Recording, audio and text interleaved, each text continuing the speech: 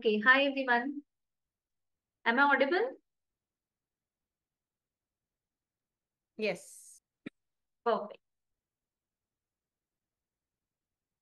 So, good evening everyone. This is Madhulika, and I welcome you all to yet another Zoom webinar organized by Jungle Bells. Jungle Bells is a Pune-based venture exclusively designed for women and started by women Himangi Bartak and late Aarti Karve. We conduct women-only trips to all the wildlife destinations across India. Also, we take nature-based trips in and around Pune. We are mainly into wildlife tourism, wildlife conservation, and wildlife awareness. We have various programs throughout the year. For more information, you can connect with us at 77560 81922. Moving ahead, the webinar is supported by Sanjeevani Developers. Established in 2004, the Sanjeevani team is now 20 years young as they believe business is more just than making money, and every new day is a new opportunity for them to create something better. That is, modest home for their clients. Today, Sanjeevani Group is engaged in homemaking, redevelopment, eateries, workspaces, and wildlife conservation too. Mr. Sanjay Deshpande is the founder of this real estate brand. He is a civil engineer with 35 years of experience and an environmentalist with a deep passion for wildlife. Next in line, the second generation featuring Mr. Rohit Deshpande, Mr. Rohan Deshpande, and Mr. Rohit Mahajan continues the legacy of the management ahead. Moreover, the company is a part of several conservation-oriented initiatives and is proudly associated with Jungle Bells. So we have mother-son duo today as the guest speakers. Let's have a look at their profiles. About Naina Nargolkar. Naina Nargolkar is a 70-plus woman who has a deep love for trees and forests. She has spent most of her life in the lap of nature. After marriage, she visited several Indian and USA wildlife destinations with her late husband, Mr. Pramod Nargolkar. Mr. Pramod Nargolkar went missing in the Andaman Islands during the tsunami tragedy that struck on 26 December 2004. Painstakingly created by conservationist Mr. Pramod Nargolkar and now looked after by his wife Naina and family, Sipna is a private sanctuary spread across 11 acres of land at Gorepur on Panchet Road. Speaking about Amol Nargolkar, let's have a look at his profile. Specialized field of work. He has done field visits to various protected areas and wildlife sanctuaries. Wildlife photography is his passion, and he holds a wide collection of photos of flora and fauna, including various plants, mammals, birds, and butterflies. Experience. He has been participating in several environment-related activities for the last 20 years through the medium of WWF and other NGOs.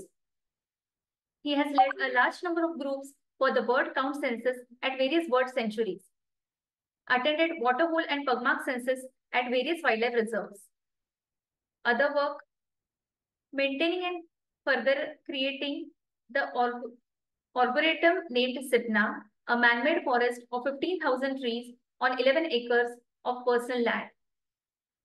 In the process of maintaining a small private sanctuary and botanical arboretum, 500 species of plants, 100 species of birds, 70 species of butterflies, 10 types of snakes, some mammals, and over 100 varieties of insects and mushrooms can be seen here. He is engaged in the activity of forest restoration and ecological studies. He has conducted more than 150 slide shows on Indian wildlife and 100 plus nature camps. He is associated with the Nature Walk Charitable Trust in organizing sensational festivals like Bird Fest, Wild India, and Wild Maharashtra. So this is all about their wonderful journeys. Without a further ado, let's get started. First of all, I welcome you both on our platform. तुमचं खूप खूप स्वागत आहे. Thank thank you so you. Much for accepting our request. आणि आम्हाला खरंच खूप आनंद होतोय की आम्ही तुमच्यासोबत कनेक्ट करतोय आणि सिपनाबद्दल खूप काही जाणायचं आहे. मनात बरेचसे प्रश्न आहेत आणि तुमच्याकडून ते डेफिनेटली आन्सर्स आम्हाला मिळतील अशी आशा आहे. So let's get started. पहिला आपला अगदी बेसिक पासून वी आर स्टार्टिंग आणि तो असा आहे क्वेश्चन की प्लीज इंट्रोड्यूस युअर बॅकग्राऊंड. जे तुम्ही कशा पद्धतीने स्टार्ट केलं, एज्युकेशन ऑलरेडी आपण मेन्शन केलंय, बट स्टील तुमच्याकडून नक्कीच ऐकायला आवडेल आम्हाला. आम्ही जे स्टार्ट केलं म्हणजे मुळात मिस्टर नारळकरांना ह्याची आवडच होती. आणि त्यांना हम्म. जंगल सफारी करून करून त्यांना असं वाटायला लागलं की एखादं जंगलचं मॉडेल आपल्या इथे जर केलं तर एन्व्हायरमेंटच्या दृष्टीने मुलांच्या दृष्टीने त्याचा काहीतरी उपयोग होईल. आणि त्यांच्यासमोर मेळघाटचं जे जंगल होतं त्याचं कुठेतरी इथे उपयोग करून ते मॉडेल तयार करावं अशाने त्यांनी इच्छा हे करून 89 पासून जागा घ्यायला सुरुवात केली आणि हळूहळू ते एक्सपांड केलं. That's great. हं. तर एटी तुम्हाला काही सांगायला आवडेल? मध्ये जेव्हा मेळघाटमध्ये आम्ही फर्स्ट टाइम गेलो ओके. तेव्हा मी प्लॅन केलं होतं की replica of Melghat will be plan in Pune. Okay त्यापासून ओके, दॅट्स ग्रेट. तिथून ती आयडिया जनरेट झाली हा. की आपल्यालाही काहीतरी करायचं इकडे. That's great. सो आता सिपना हे खूप युनिक नाव आहे, आणि जसं मी आधी पण तुमच्यासोबत डिस्कस केलं की it is my personal favourite destination, कारण की मी लास्ट इयर तिथे व्हिजिट केलेली आणि असा खूप छान एक्सपिरियन्स आला की सिटीमध्येच काहीतरी आपल्याला इतकं रिच बायोडायव्हर्सिटी असलेलं ठिकाण बघायला मिळते. सो आता नेक्स्ट क्वेश्चन असाच असेल माझा की सिपना हे नाव कसं पडलं आणि ती लिंक तुम्ही कशी कनेक्ट कराल? सो मॅम याबद्दल प्लीज गाईड करा मला. सिपना हे सिपना हे एक नदीचं नाव आहे. ओके. मेळघाटच्या प्रेमाखातर त्यांनी मिस्टर नारळकरांनी आपल्या स्वतःच्या मॅनमेड जंगलला हे नाव दिलं. कारण मेळघाट हे त्यांचं सर्वात आवडतं जंगल होतं आणि त्याचंच मॉडेल त्यांनी इथे तयार केलं आणि तिथल्या नदीचं नाव त्यांनी स्वतःच्या जंगलाला दिलेलं आहे. Okay. Hmm. It's a very unique name, I must say that. Hmm. आता पुढच्या प्रश्नाकडे आपण बोलतोय. Why did you develop a forest on this particular piece of farmland? जसं तुम्ही म्हणालात की सरांनी आधी ती जागा घेतलेली, पण याला फॉरेस्ट लँड मध्ये कन्व्हर्ट करायचं त्या काळी असा विचार, म्हणजे त्याचं कुठून तुम्हाला प्रोत्साहन मिळालं? जेव्हा अनेक जंगल बघितली आणि तिथे जी झाडं होती त्या झाडांचा ह्याच्यातनं इथे जी आणायचे प्रयत्न त्यांनी जो केला तर त्याला करेक्ट. सुटेबल अशी जागा त्यांनी सिलेक्ट केलेल्या होत्या. आणि ह्या बरोबर. ज्या जागा त्यांनी 89 पासून सुरुवात केली त्या सगळ्या माळरानच होतं म्हणजे तिथे की लोक शेती करत होते तिथे अशी जागा होती.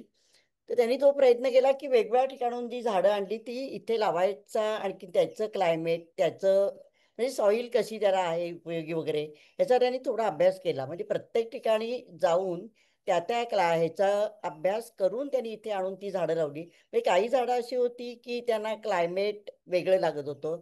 मग त्याच्यावर नेट बरोबर. टाकून किंवा त्याला वेगळा पाण्याचं प्रमाण किती लागतो किंवा त्याला ऊन किती प्रमाणात लागतो हे सगळं ठरवूनच त्यांनी हे झाडं लावलेली आहेत. आणि हे जंगलच आहे या उद्देशाने असं काही सिस्टमॅटिक त्यांनी लावलेलं नव्हतं ते. म्हणजे लोक म्हणतील की इकडे फळझाडं इकडे फुलझाडं असं काही त्यांच्या डोक्यात नव्हतं. एक जंगल हेच मॉडेल त्यांच्या डोक्यात होतं.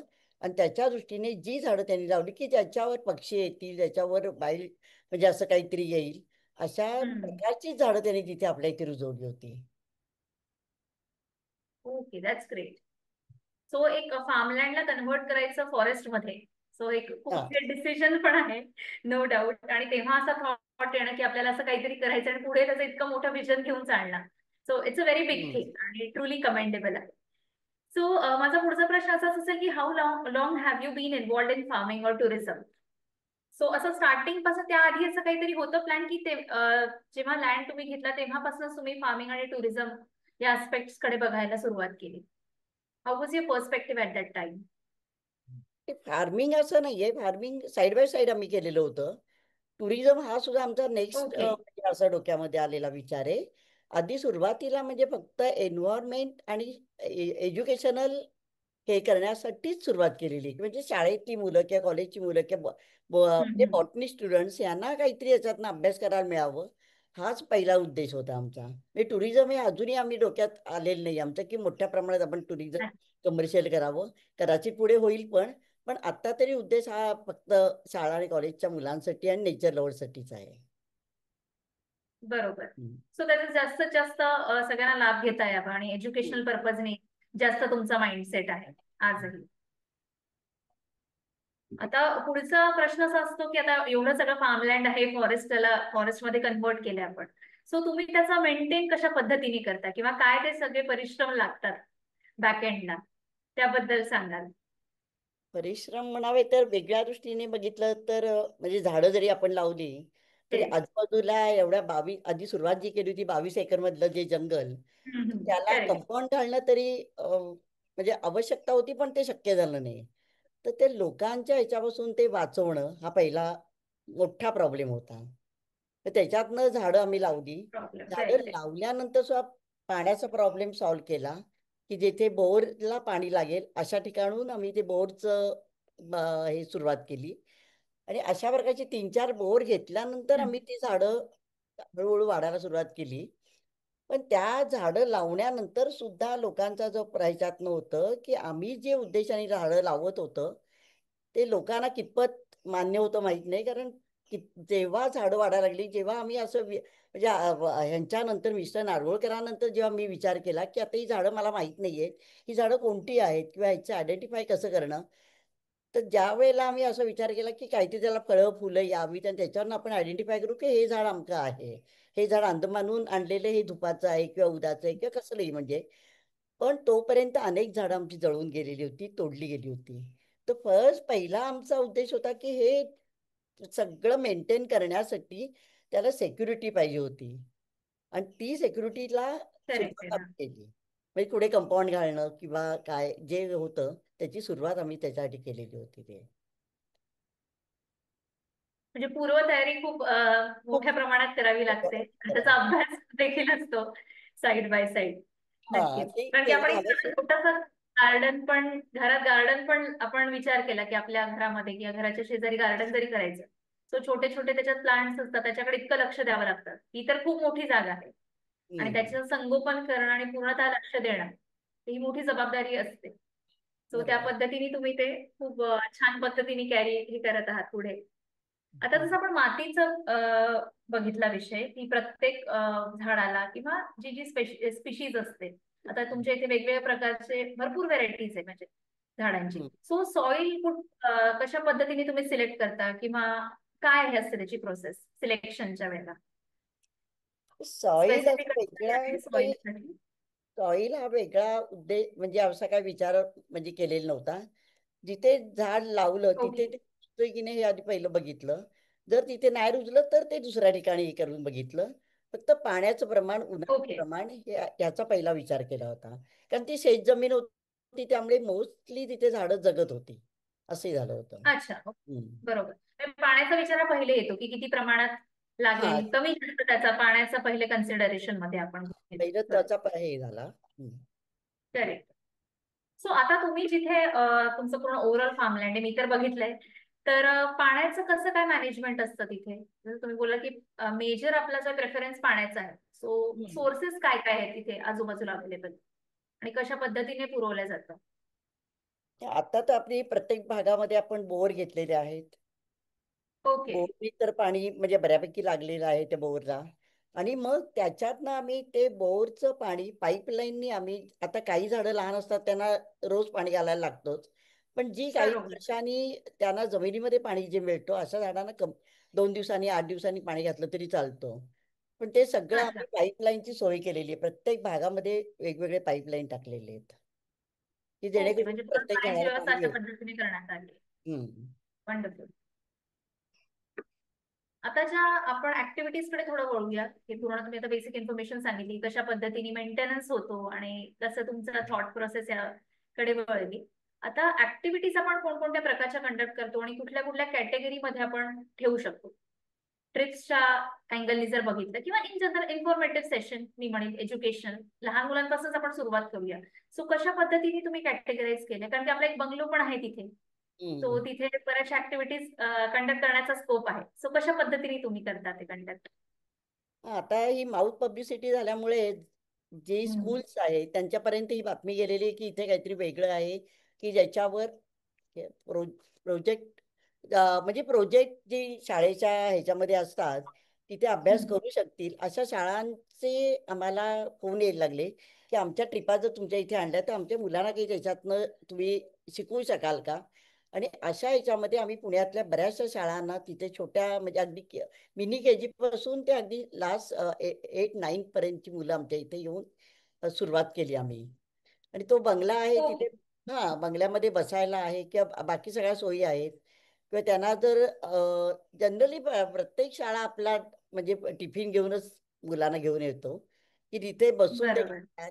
त्याच्या आधी आम्ही 1-1.5 तासाची त्यांना पूर्ण ट्री वॉक करतो. त्याच्यानंतर आम्ही अच्छा. त्या बिया ज्या झाडांच्या पडलेल्या असतात त्याच्या आम्ही अशा पिशव्यातमधनं ठेवून त्याला नावं लिहिलेली आहेत की जेणेकरून ह्या बिया काय त्यांना प्रत्येक वेळी दिसतील असं नाही. मग त्या बियांची माहिती आम्ही तिथे देतो. थोडी पुस्तकं आम्ही लायब्ररी सारखी का ठेवतो की त्यांना त्याच्यातनं माहिती मिळते की देशी झाडं ह्याची बरोबर. झाडं किंवा अनेक प्रकारच्या वेगवेगळी माहिती त्यांना त्या पुस्तकातून मिळावी अशी छोटीशी लायब्ररी सारखी तिथे मांडतो. आणि काही फोटोज तिथे डिस्प्ले करतो की जे मिस्टर नारगोळकरांनी पण काढलेले आहेत की वाईल्ड लाईफवर काढलेले आहेत. मग त्याच्यातनं आम्ही बर्ड्सची माहिती किंवा वेगवेगळे टायगर किंवा साप वगैरे ह्या सगळ्याची माहिती आम्ही त्या मुलांना तिथे देतो. एक 3-4 तासाचा प्रोग्राम अगदी मजेत ती एन्जॉय करतात म्हणजे प्रत्येक गोष्ट राईट, राईट. आणि शिकून जातात काहीतरी वेगळं शिकून जातात त्याच्यातनं ते. बरोबर. एक पिकनिक पण होते आणि side by side learning process पण सुरू असते. आणि सिटीमध्ये असल्यामुळे ते सगळ्यांना कन्व्हिनियंट पण आहे. कन्व्हिनियंट पण आहे. सिपनाची एक मी स्पेशालिटी सगळ्यांना मला सांगायला आवडेल की अगदी सिटीच्या जवळ आहे. सो तुम्ही हाफ डेचा पण टूर आपण आरामात करू शकतो आणि भरपूर सगळ्या गोष्टी कव्हर अप होतात. सो जे कन्व्हिनियन्स वाला पार्ट असतो ना की ट्रॅव्हलिंग कसं जायचं आणि कसं करायचं तिथपर्यंत, तो बरेचदा एक स्टार्टिंगलाच क्वेश्चन असतो की मी तिथपर्यंत कसं जाऊ.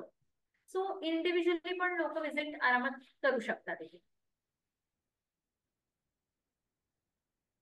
आता आपल्या बोलण्यातून बरेच जाणवलं की पण सीड्स आणि बाकी सगळे प्लांट स्पीशीज ऑलरेडी आहेत. So what kind of floral species are found in this area?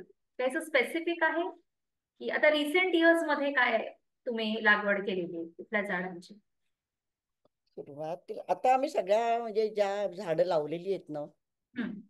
ती ऍक्च्युली मिस्टर नारगोळांनी हिमाचल प्रदेश किंवा ओरिसा किंवा अंदमान अशा वेगवेगळ्या भागातून आणून जोपासलेली आहेत. आणि आता ओ- वेगळी झाडं सुद्धा आम्हाला असा अनुभव आला की वेगळी प्रकारची वेगवेगळ्या ठिकाणून आलेली झाडं सुद्धा तिथे जगलेली आहेत. आणि आता या झाडांना काही झाडं तर जवळजवळ 25-30 वर्षाची झालेली आहेत. आणि ती ओके. वेगळी म्हणजे छान प्रकारे त्यांचे डेव्हलप झाले. मग त्याच्यामध्ये आम्ही आता वेगळी झाडं जर म्हटलं तर रुद्राक्ष किंवा कापूर, मुचकुंद किंवा कमंडलू ही अशी वेगळ्या प्रकारची झाडं की जे इथे फ्लॅटमध्ये लोकांना लावता येत नाही पण आमच्या इथे येऊन बघू शकतील अशी झाडं तिथे आम्ही छान प्रकाराने वाढवलेली आहेत. That's interesting. कारण की जसं मी माझ्या बोलण्यातही मागे कॉन्व्हर्सेशन मध्ये असं झालेलं की मी जेव्हा व्हिजिट केली तेव्हा मी बघितलं की आपण फक्त झाडांची नावं ऐकली असतात किंवा फॉर हम्म. एक्झाम्पल सुपारीचं झाड हे कधी असं इमॅजिनेशन मध्ये नसतं. फक्त आपल्याला माहिती असेल की सुपारीचं झाड आहे पण ते प्रत्यक्षात बघायला मिळणार ते आजच्या डेटला फार म्हणजे इट्स अन अमेझिंग थिंग की ते सगळे तुम्हाला सगळ्या जे आपण कॉमन प्लांट्स म्हणतो या जे हा. आपण ड्रायफ्रुट्स पण फॉर एक्झाम्पल घेतलं तर ते सगळी झाडं तिथे बघायला मिळतात. तर ही खूप छान आणि नवीन गोष्ट मी म्हणेन कारण की जी गोष्ट नुसती ऐकली आपण आणि प्रत्यक्षात बघणं it's a hmm. Different feeling all together. So ही आपल्याला सिपनामध्ये नक्कीच बघायला मिळतील हे मला ऑडियन्सला सांगायला आवडेल. अजून एक आपण याच्यात पार्ट किंवा मी म्हणेन सेगमेंट केलेला आहे ओव्हरऑल एंटायर तुमच्या फार्मलँड मध्ये that is a butterfly garden. या. सो ते कसं काय कनेक्ट करतं आणि फ्लावर्स फ्लोरलच्या ह्याशी एक काय प्रकार त्याचं अशी कनेक्ट? म्हणजे आयडिया आली होती की बटरफ्लाय गार्डन पुण्यामध्ये मी बघायचा प्रयत्न केला पण मला एकाच ठिकाणी बटरफ्लाय गार्डन पण ती विस्कळीत झालेली अशी आढळली होती. तर मी असा विचार अच्छा. केला की आपले होस्ट प्लांट बऱ्याचशा आहेत बटरफ्लायसाठी तर आपण काहीतरी बटरफ्लायसाठी जर प्रयत्न केला तर इथे पुण्यामधला कृष्णवेध कुंटेच्या हाताखाली काम करणारा रजत जोशी म्हणून आहे त्याला कन्सल्ट केलं होतं. तर तो म्हणाला की कुठची झाडं लावावी लागतात की ज्याच्यानी अट्रॅक्ट होतील आपल्या इथे बटरफ्लाय. तर तशी झाडं बरोबर. त्यांनी आम्हाला सांगितली ती झाडं आम्ही तिथे लावली आणि आज वर्षभराने तिथे 70 ते 80 प्रकारच्या फुलपाखरांचा तिथे वावर असतो. म्हणजे अशा व्हरायटीज ऑफ बटरफ्लायज तिथे आपल्याला अकाउंट आहे. हम्म. आणि त्याचे इव्हेंट्सही आम्ही करतो आणि मंथली हा रजत जोशी मॉनिटर करतो की तिथे किती आळ्या आहेत किंवा त्याच्यातनं किती बटरफ्लाईज बाहेर आलेले आहेत किती स्पेशीज आले हे सगळ्याचा अभ्यास तो करून तो इव्हेंट्स तिथे दर 2-4 महिन्यांनी घेत असतो तिथे. आणि त्याला आम्हाला चांगला हे आलेला आहे म्हणजे लोकांचा हे पाठिंबा चांगला मिळालेला आहे त्या बाबतीत. काही बटरफ्लायची तिथे लाईफ सायकल पण आम्ही हम्म. सगळी मॉनिटर करून रेकॉर्ड केलेली आहेत. Okay, okay. That's amazing. From एक म्हणजे ले आपण ट्री वॉक सोबत सोबत आपलं बटरफ्लाय गार्डनची पण व्हिजिट त्याच डेफिनेटली हा, स्पेस मध्ये करता येईल. अगदी अगदी. आणि स्लाइड शो वगैरे पण त्या बटरफ्लायचा तो करतो, की ज्याच्यातनं आपल्याला बटरफ्लायची अगदी सुरुवातीपासून जी माहिती तो देत असतो. त्यामुळे लोकांना इंटरेस्ट वाटतो, की हे जर अशी सुरुवात आहे तर बटरफ्लाय किती ह्याच्यामध्ये भागामध्ये तो डेव्हलप होत असतो. ते सगळं सायकल्स मध्ये ह्याच्यामध्ये आणि अशा इव्हेंट्स केला तर आम्हाला चांगल्या प्रकारे लोक येतात त्या ह्याच्यासाठी. रिस्पॉन्स मिळतो. हम्म. आणि just to mention butterfly book release करणार आहोत आम्ही soon, so it will be out in a couple of months. या सगळे That's a great butterflies at Sipna असं करणार आहोत ना. That's a great news. नक्की आम्हाला पण वाचायला आवडेल ती बुक, की कसं लाईफ सायकल असतं आणि कशा पद्धतीने आपण कनेक्ट करतोय पूर्ण इकोसिस्टमला या through. So please do share it with us. Sure sure Yeah. Definitely. आपण थोडं बहुत हा पार्ट कव्हर केले, पण परत एक थोडंसं मी आता म्हणते बटरफ्लाय गार्डन्सला काही वेगळा मेंटेनन्स किंवा अशी काही स्पेसिफिक काळजी घ्यावी लागते? काळजी म्हणजे शक्यतो तिथे व्यवस्थित झाडांना मेंटेन तर करावीच लागते थोडीफार. बरोबर. आणि जी झाडं लावलेली आहेत तर ती बऱ्या प्रकारे वाढली पाहिजेत आणि त्याच्यावर फुलपाखरं येतात की नाही हे बघावं तर लागतंच आपल्याला. म्हणजे एखाद्या तो झाडावर एक थोडासा आपल्याला सर्वे करणं सर्वे करावा लागतो त्याच्यासाठी. असेल. बरोबर बरोबर. हम्म. सो ट्री वॉक सोबत एक बटरफ्लाय गार्डनचं पण तुम्हाला टेक केअर करावं लागतं या नक्कीच. पद्धतीने. त्याची लाईफ सायकल एक मेंटेन असावी आणि कसा काय रिस्पॉन्स मिळतोय बटरफ्लायचा सुद्धा, तो बटरफ्लायचा पण एक रिस्पॉन्स चांगल्या इम्पॉर्टंट प्रकारे पार्ट आहे. हम्म. आहे. राईट. विथ ट्रीज तिथे आम्ही एक फ्रूट बेट पण ठेवतो की त्या फ्रुट्स टाकून त्याच्यावरती काही नेक्टरिंगसाठी बटरफ्लायज येतात. नंतर एक अच्छा.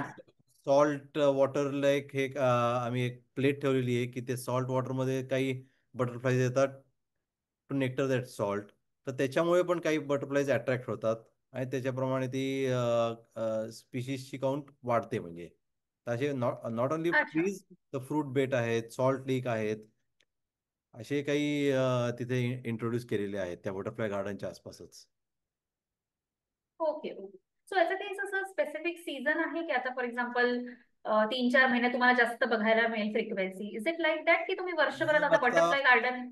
सीझन आता ऑगस्ट एंड पासून जे सुरू होतो, सप्टेंबर बरं. October, this are the best seasons for butterfly and moth. Okay okay. So 3 महिन्याचा तो पीक पिरियड आपण म्हणू शकतो. पीक जास्त पिरियड. थोडं सायटिंग ऊन होत्या. पण यावं लागतं ना, म्हणजे उन्हामध्ये ते जास्त ते ऍक्टिव्ह होतात ना तशी. हम्म. बरोबर बरोबर. हम्म. म्हणजे आपण म्हणू ना फेस्टिवल पिरियड कडेच थोडं ड्युरेशन, त्या ड्युरेशन मध्ये बटरफ्लाय हा. सायटिंग छान पद्धतीने होऊ शकतं. हम्म. माझा पुढचा असा प्रश्न आहे की what are the operating expenses? असं काही आहे किंवा तुम्ही कशा पद्धतीने मॅनेज करता? कोणत्या मंथली म्हणजे एक्सपेन्सेस किती आहेत? मंथली आता बघतो आमच्याकडे जे लेबर्स आहेत किंवा रोजचे येणारे प्रॉब्लेम म्हणजे हम्म. कधी मोटर बंद पडली, कधी पाईपलाईन बंद पडली किंवा लाईटचे प्रॉब्लेम, या सगळ्याचा जर विचार केला तर मंथली 40,000 ते 50,000 हा आम्हाला खर्च आहेच. मंथली एक्सपेन्स आहे. मंथली. Okay okay.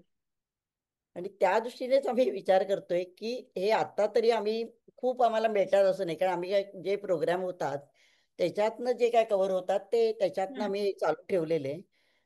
पण आम्ही असा विचार करतो की करेक्ट. तरी संस्थे कुठून तरी आम्हाला जर फंडिंग मिळत गेलं त्याच्यासाठी तर आम्ही हे जास्तीत जास्त वाढवू शकतो. राईट. एक्सपांड करता येईल. Expand right. करू शकतो सो आपण. बरोबर, एखादी कुठली मोठी गोष्ट आपल्याला हा प्रोग्राम इनिशिएटिव्हच म्हणू आपलं. सो ते हम्म. आपल्याला लॉन्च करणे, त्यानंतर त्याला मेंटेन ठेवणं, तर बॅकएंडला बरीच त्याची तयारी पण असते आणि लागणारा एक्सपेन्स पण असतो, तर तो नक्कीच ध्यानात घ्यायला पाहिजे.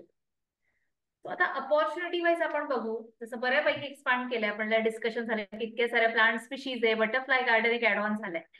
सो पुढे अजून तुमचं असं काही आहे की अजून काय नवीन लॉन्च करायचं? मी ऐकलं की मच्छांचं पण आहे तिथे हा. सेटअप केलेलं आहे, सो त्याबद्दल ऐकायला आवडेल. मुलांसाठी मचान इंट्रोड्यूस केलंय की तिथे जाऊन ते दे कॅन फील की बाहेरच्या जंगलात ते जाऊ शकत नाही, तर जवळ अशा ठिकाणी फॉरेस्ट एक एक्सपिरियन्स घेता येईल. फॉरेस्ट फील घेता येईल की they can sit there and watch birds in a water hole, which तिथे जे डेव्हलप आपण केलेलं वॉटर होल आहे केलेलं.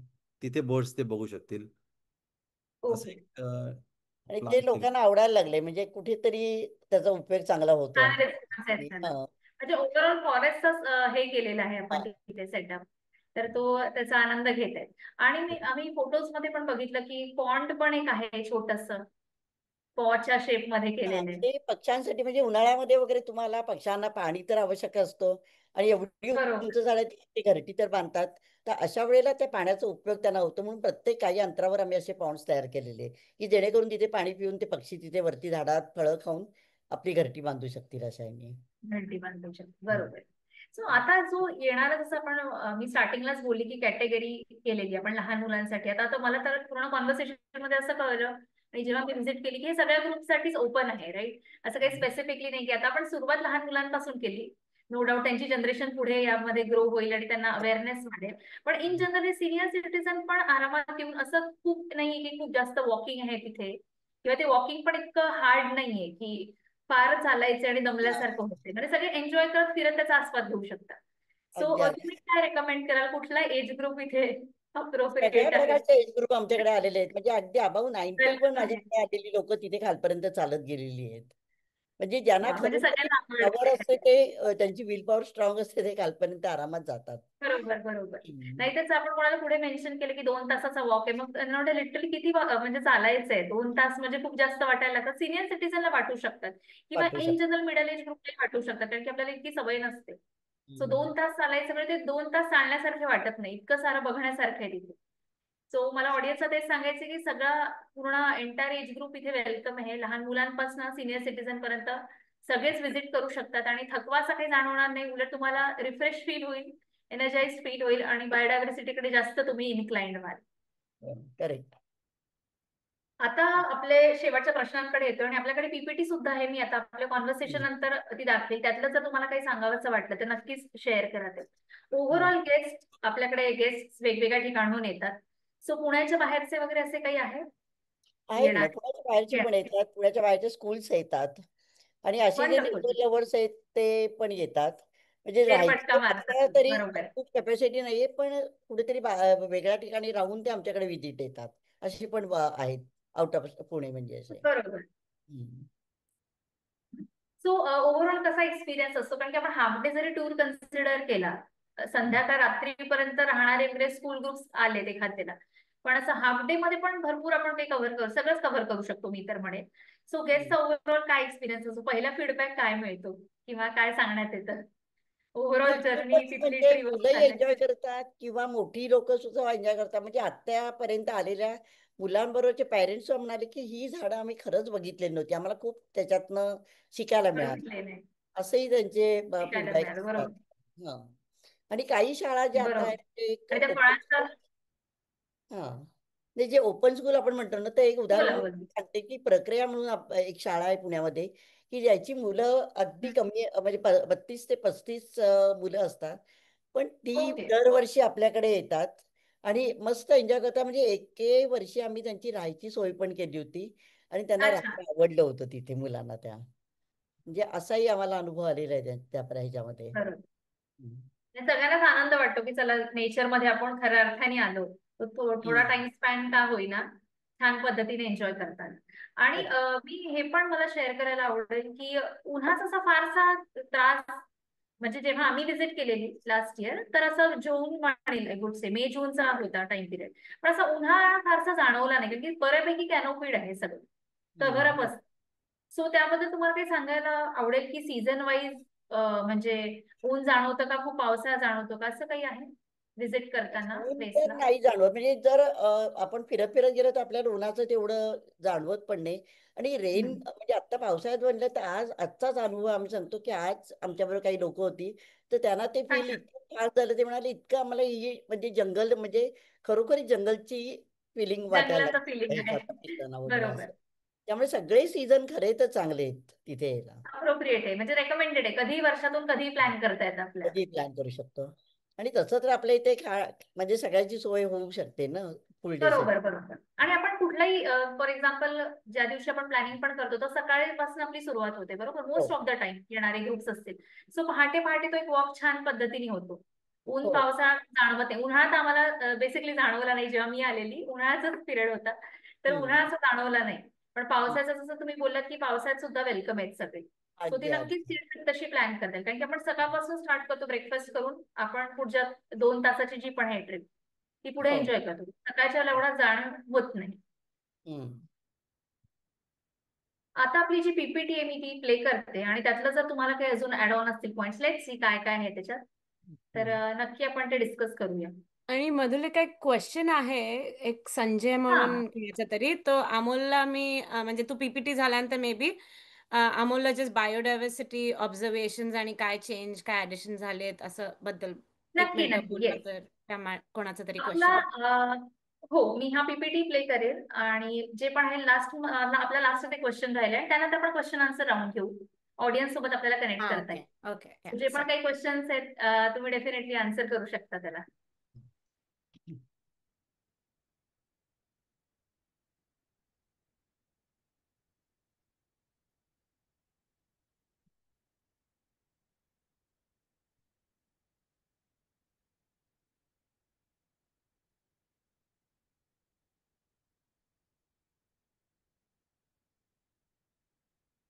पीपीटी विजिबल आहे सगळ्यांना? हो. हो फक्त ह्याच्या फॉर्मॅटमध्ये स्लाइड शो फॉर्मॅटमध्ये मोठी करता येईल का? हा हा, येस सर. Yeah.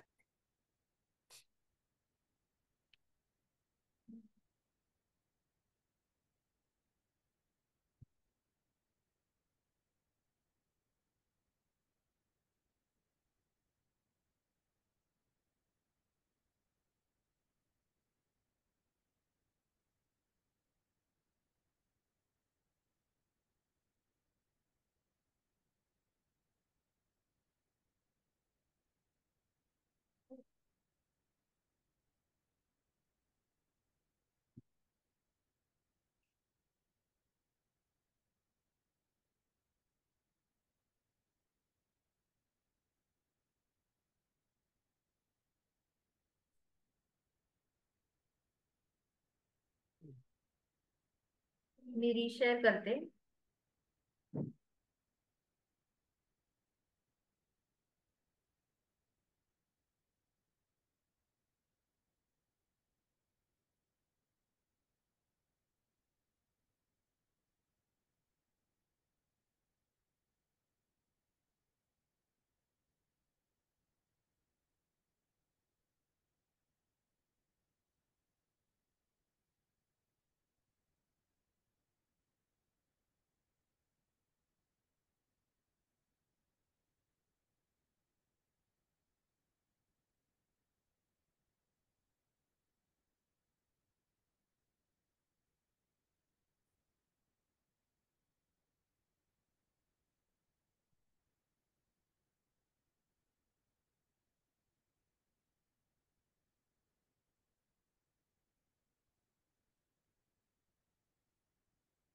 Yes.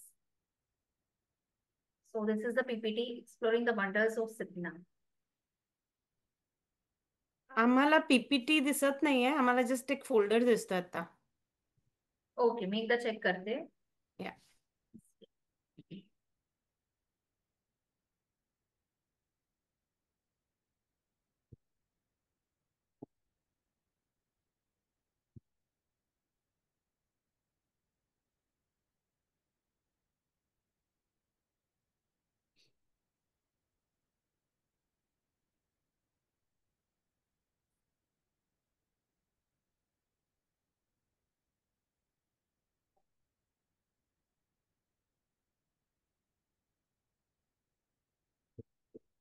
आता आहे विजिबल? नाही तर फोल्डरच दिसतोय. फोल्डरच आहे. Folder Folder. दिसतोय. हा, मगाशी दिसत होती, स्टार्ट झाली होती घरी. ओके. हा ती डॉक दिसत होतं, तो पीडीएफ डॉक, पण हा पॉवर पॉइंट हा हा आता दिसतंय. आता आहे? Yes, okay. yes. या जे स्लाइड शो मध्ये गेलं तर I think Yes. Would be better. या थँक्यू. वेलकम. या इमेज बद्दल काही सांगता येईल? ते सुरुवातीचे बंगल्यातले हे आहेत आमचे दोघांचे. हीच ती जागा ना, सिपना? हाच ती जागा, हाच तो बंगला. Okay okay. सगळे प्रोग्राम आपण आता मॅनेज करतो तो. राईट. सो या आहेत नयना नारगोळकर मॅम आणि प्रमोद नारगोळकर सर. त्यांचा यंग एजचा युथ मधला फोटो. आणि हीच ती जागा आहे सिपना आणि बंगलो तो. ते आपण सिपनाची जर्नी बघू शकतो. हे सगळे इनिशियल इयर्स आहेत ना मॅम? हे नेक्स्ट स्लाइड वर गेलं नाहीये अजून. अजून पुढे गेले बरोबर. ते आता नाही, जस्ट सी ते same slide 9 and Pramod. Okay. झालं. बरं.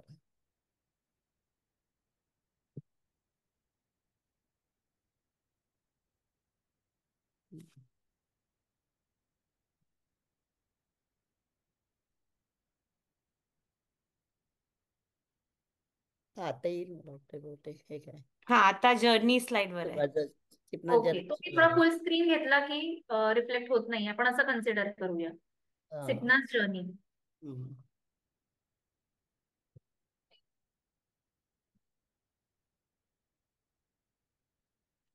यातला एखादा पॉइंट तुम्हाला शेअर करायला आवडेल? आपण बघतोय वेगवेगळे कसं कोणकोणते फेजेस होते सिपनाचे. म्हणजे स्टार्ट कसं झालं की हा म्हणजे त्याचं संपूर्ण म्हणजे सुरुवात आहे ही. म्हणजे मालरानवर झाडं लावली, त्याच्यानंतर तो बंगला बांधायला घेतला आपण. बरोबर. सुरुवात सो झाली 94 पासून परचेसिंग द लँड इथून हा सुरुवात केली. ते टिल डेट आपलं सगळं आणि चाललेलं आहे त्याचं. येस, त्यावेळेचं जंगल हळूहळू 2004 पर्यंत 22 एकर्स मध्ये जे होतं त्याचं बरोबर. थोडं आपल्याला हे होईल दुसऱ्या स्लाइड्स मध्ये. बरोबर. हळूहळू ते कसं डेव्हलप होत गेलं अशाने.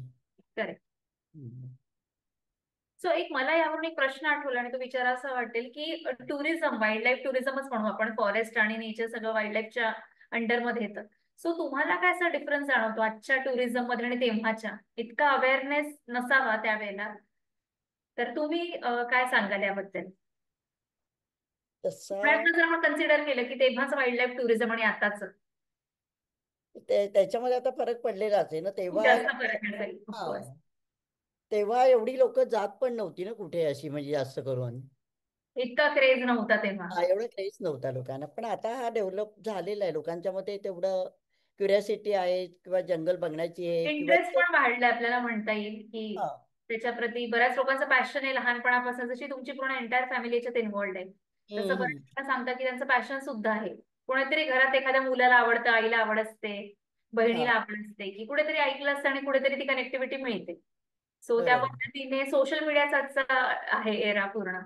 तर त्यामुळे पण बराच अवेअरनेस वाढलेला आहे. आता लोकांच्यात आहे, आवड निर्माण झालेली आवड आहे. निर्माण झाली. बरोबर. हम्म. आता हे जे पोस्टर आहे हे सगळे फोटो मध्ये जे बर्ड्स किंवा इतर जे दिसतोय हे सगळे सिपनावरचे फोटो आहेत. बर. हे आपण बंगल्याच्या आतमध्ये लावलेले आहेत सगळे. Okay okay. ही बायोडायव्हर्सिटी व्हेरायटी आहे. स्पीशीज आहे बायोडायव्हर्सिटी कळते याच्यात की काय आहे सिपनामध्ये. सिपनामध्ये काय काय बघायला मिळेल. बरोबर. डायव्हर्स फ्लोरा, कॅप्टिवेटिंग ट्रेल्स, हा युनिक सायटिंग्स. किंवा त्या ट्रेल्स आपल्याला दिसतात जातांचे जी ना हे वगैरे असं. हो हो. Celebrating and protecting nature.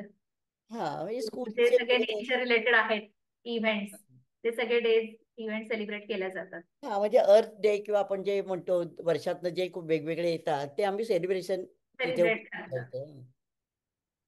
So त्यामध्ये अर्थ डे आला, एन्व्हायरमेंट डे झाला, न्यू प्रोजेक्ट्स आहेत. सिपना हम्म. continuously develops new initiatives to promote nature appreciation, practical conservation, and sustainability. That's wonderful. Educational tools आहेतच. Sipna offers opportunities to study various wildlife species, including birds, butterflies, and insects in their natural habitat, and various plant species as well.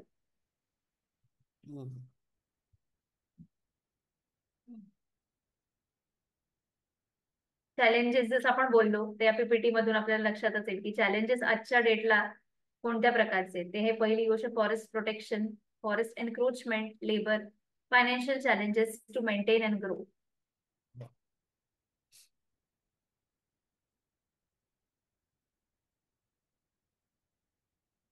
हे आपल्याला पूर्ण बंगल्याचं हे slides आहे Slides आहेत. की जिथे आपण म्हणजे स्कूलची वगैरे मुलं आली तिथे बाहेर बसू शकतात किंवा बाहेर त्यांची गेम्स करू शकतात किंवा बंगल्यामध्ये वरांड्यामध्ये येऊन ते आपलं लंच किंवा हे प्लॅन करू करू शकतात. हा.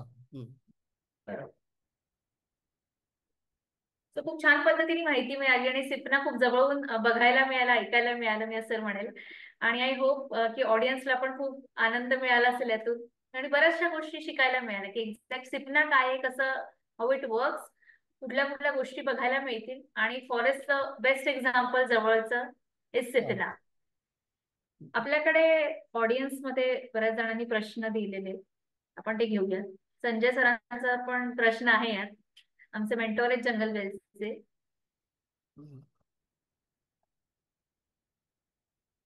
सरांचाच प्रश्न आहे, आपण तो घेऊया. Have you tied up with any institute और रिसर्च फॅसिलिटी? इथे रेग्युलर नाही, बेसिसवर तुम्ही आहात अजून कसं आतापर्यंत कनेक्टेड? काही टाईट अप केलेलं नाही, कोणाशी टाईट अप केलेलं नाहीये. ओके. आम्ही आमचंच जेवढं हे करतो. म्हणजे पुढे मागे कदाचित होऊ शकेल अजून तुम्ही त्याला ओपन अप आहात त्या हा. गोष्टीसाठी. हम्म. Ashesha ma'am लिहिलं, we have had students from different colleges coming research and also Ayurvedic institutes. That's commendable. की रिसर्च साठी पण येतात, त्यासाठी सुद्धा येऊ आयुर्वेदिक शकतात. इन्स्टिट्यूट्स पण आहेत. हा, इन्स्टिट्यूट वगैरे. हम्म. कारण की इतक्या वनस्पती म्हटलं, त्याचा अभ्यास पण छान पद्धतीने करता येतो. अगदी अगदी. ती एक छान अपॉर्च्युनिटी आहे. हम्म. म्हणजे असे येतात, संजय बॉटनी स्टुडंट्स येतात ना तिथे अशा यासाठी. हो हो राईट. संजय सरांचा परत असं आहे की प्रश्न, as well any documenting of the animals, birds, reptiles you have done or are you doing regularly? Any specific observation about biodiversity? Biodiversity specific observation म्हणजे काही बर्ड्स जे आहेत दे आर रेसिडेंट नाव, म्हणजे ते हॅबिटेट एवढं सूट झालेलं आहे त्या बर्ड्सना. For example orange red thrush, Tickell's blue flycatcher किंवा काही kingfishers, they have adapted that biodiversity and त्यांचे यंग वन्स, त्यांचे ॲडल्टिंग किंवा ते नेस्टिंग, पूर्ण जनरेशनच तिथे आता जनरेशन ते नाव तिथे सेटल झाल्यासारखंच आहे. बघायला मिळतं. बघायला मिळेल.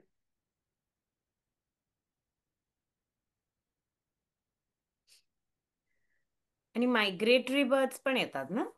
Migratory birds around November, December, जानेवारीमध्ये यायला सुरुवात होतात, म्हणजे विंटर सीझन मध्ये. विंटर सीझन मध्ये मायग्रेटरी बर्ड्स येतात. ओके. सरांचा सिमिलर क्वेश्चन आहे, is there any official types are you looking ahead for it? So sir ते ओपन अप आहेत, कुठली पण अपॉर्च्युनिटी अशी आली इन फ्युचर तर नक्कीच ते वेलकम करतील आणि त्यांना आवडेल नक्की नक्की. टाय अप करायला.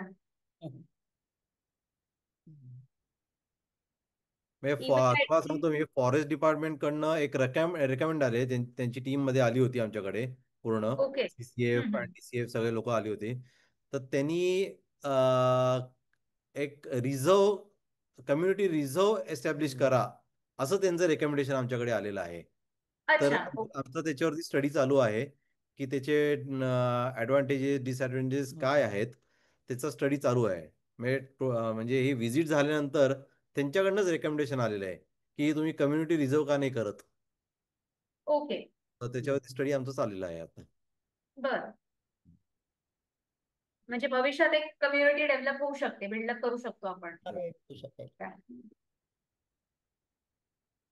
डिटेल्स सर आमच्याकडे आहेत, नक्की तुम्ही कनेक्ट करा. आणि सिपना हे पेज आहे इंस्टाग्रामला, आम्ही डिटेल्स पण शेअर करू.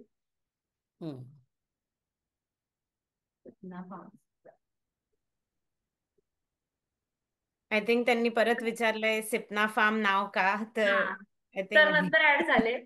आणि सिपना परत मॅम मी रिक्वेस्ट करेल एकदा की सिपना हे नाव कसं, कारण की आपण एंड ऑफ द सेशन आपला आता करणार आहोत. सो सिपना परत का बरं, आणि ते स्पेशल किती हे मला माहिती आहे. सो सिपना का? कारण मिस्टर नारगोळकर हे मेळघाट सारख्या नागपूर जवळचं जे मेळघाट जंगल आहे, व्याघ्र प्रकल्प तिथे हे आहे, अशा ठिकाणी ते वर्षातून 2दा जात होते. आणि तिथल्या लोकांच्या मदतीसाठी किंवा काही त्यांना आवडीसाठी ते जात होते. आणि तिथल्या त्या जंगलच्या वातावरणात वाहणारी जी नदी आहे सिपना म्हणून, ती सिपना नदीवरच्या प्रेमात ते इतके पडले की त्यांनी स्वतःच्या या मॅनमेड जंगलला नाव सिपना असं दिलं. That's interesting. Yes. सो ऑडियन्सला वी होप की सगळ्यांना छान इन्फॉर्मेशन मिळाली अबाउट सिपना. सगळ्यांनी नक्की व्हिजिट करा. परत पुन्हा एकदा सांगते मी, सिटी जवळ आहे आणि सगळ्या प्रकारच्या व्हेरायटीज तुम्हाला तिथे बघायला मिळतील. प्लांट स्पीशीज, लंचची छान व्यवस्था आहे, ब्रेकफास्टची डेफिनेटली मेन्शन करायला आवडेल मला. ते आहे तुम्ही तिथे ब्रेकफास्ट तुम्हाला करता, ट्रिक वर्क असतं आणि again you come back, you have your lunch आणि थोड्या वेळ बसून हाय टी वगैरे घ्यायचा. बंगलो तुम्ही व्हिजिट करा. छान हे स्पेस पूर्ण ओव्हरऑल. इव्हन वरांडामध्ये बसलं तरी खूप एक सुदिंग एक्सपिरियन्स येतो, कारण की तिथूनच ती ट्रेल स्टार्ट होते. सो होलसम एक्सपिरियन्स जर तुम्ही म्हणाल तर तो सिपना आहे, ट्रुली अ जेम. बाकी काही प्रश्न असतील? क्वेश्चन एक रिक्वेस्ट करावी लागते, सगळ्यांना करावीशी वाटते की हे जर पुढच्या भविष्यामध्ये जर मेंटेन करण्याची आवश्यकता आहे आणि राहावं अशी लोकांची इच्छा असेल तर थोडंफार फंडिंगच्या दृष्टीने लोकांनी विचार करावा. हे करेक्ट ज्यांना करेक्ट कळेल त्यांनी तरी. मेंटेन पेक्षा to sustain exactly in this situation sustain करायचं. एक्झॅक्टली. खूप आपल्याला एक्सपांड करायचं आणि सस्टेन करायचं तर नक्कीच तर त्याच्यासाठी फंडिंग त्याची हा आवश्यकता त्याचा आहे. मेजर पार्ट आहे.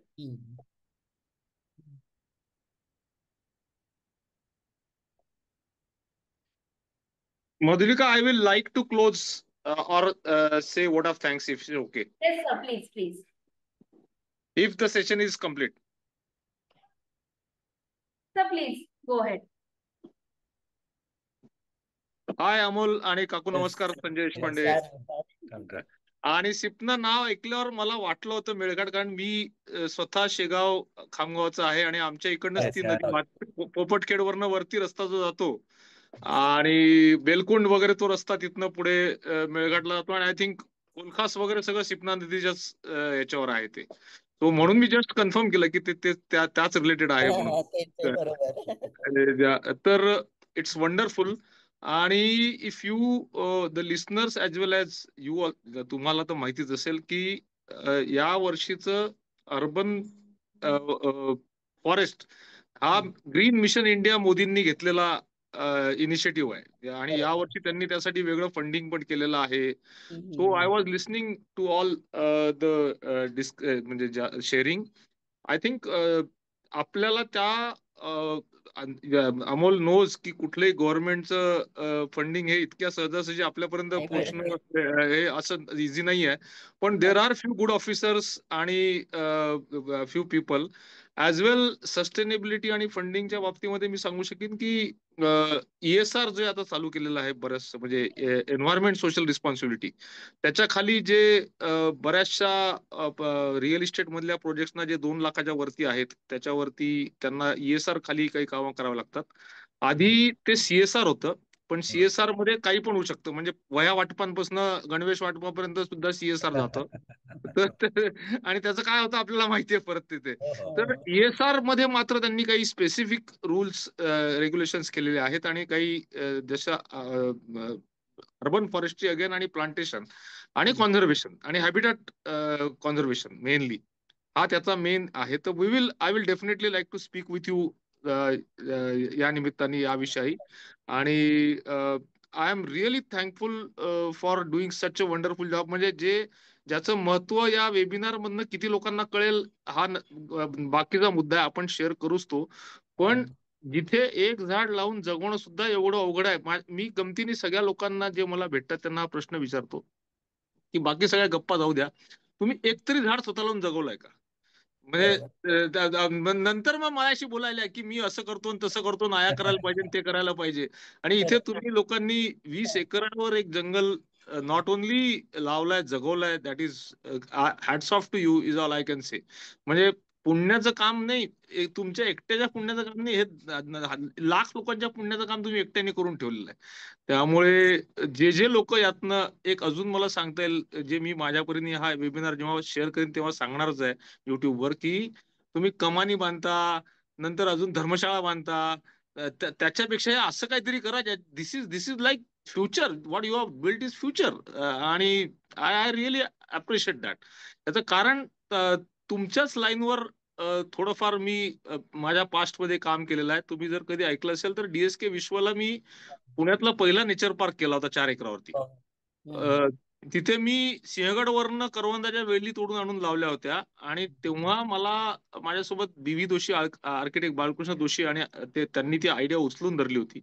आणि बॅरन लँड होती आणि बॅरन लँडवर आज 4 एकरांवर जवळपास 17 प्रकारचे पक्ष्यांचे हॅबिटॅट झालाय, रेप्टाईलचं आहेत. सो मी नेहमी सांगतो अभिमानाने, मी किती बिल्डिंग बांधल्या याच्यापेक्षा मी एक नेचर पार्क करू शकलो आयुष्यात, माझ्या दृष्टीने ते जास्ती महत्वाचं आहे तिथे. पण मी बिल्डर होतो, माझ्या कंपनीची ती गरज होती, आम्ही त्याचा मार्केटिंगला पण वापर केला. तुम्ही लोकांनी काही नसताना असा पर्पज करणं, this is more 10 times commendable than us, is all I can say. But thank you very much for your sharing.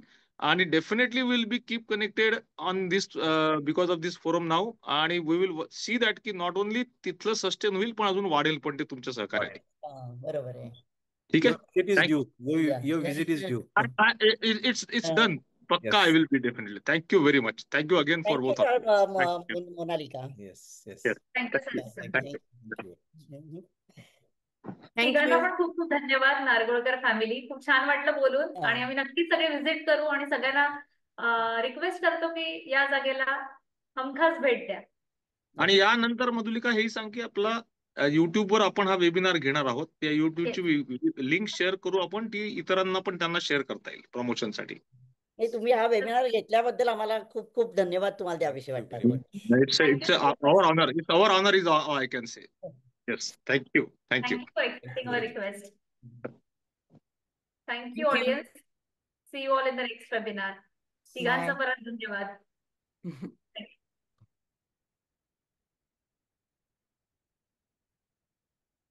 एक तास साधारण झाला असेल.